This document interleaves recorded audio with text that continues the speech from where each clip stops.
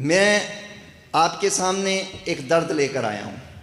मुझे उम्मीद है कि मुझे ये दर्द, मैंने अजान आप तक दे दी, आपने ये अजान आगे देनी है।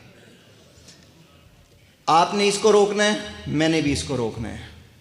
इस सारी ब्लास्फेमी के अंदर से हमने हर वो मुल्क के अंदर से अजाब ख़त्म कर देना है जो ये ब्लास्फेमी पैदा कर रहे हैं। अब ये ब्लास्फेमी के जितने भी केसेस हैं, अगर किसी को कोई इशू है तो मंगल के दिन आज ही मंगल है, आज भी मैं कोई 8 केसेस भुगता कर आ रहा हूँ इस्लामाबाद साइबर कोर्ट में। खुदा के लिए इसलिए बार बार इल्तमास कर रहा हूँ, उनसे भी टाइम मांग रहा हूँ कि ऐसा ना हो कि आप में से कोई आदमी हो जो अदालत के बाहर खड़ा हो और उसका बेटा गुस्ताखों की गाड़ी से गुजर रहा हो, गुस्ताखों की गाड़ी में से निकले। ये बहुत करब की बात है, ये बहुत नुकसान की बात है। इसलिए आपके सामने बार बार हाथ जोड़ के अर्ज़ कर रहा हूँ, खुदा के लिए इसको सीरियस लीजिए।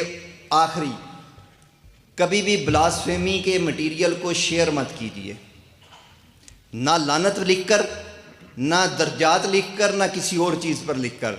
ये शायद शरीयत में भी मना है और कानून में यकीनन मना है। आपके मुल्क के अंदर 15 साइबर क्राइम के थाने हैं।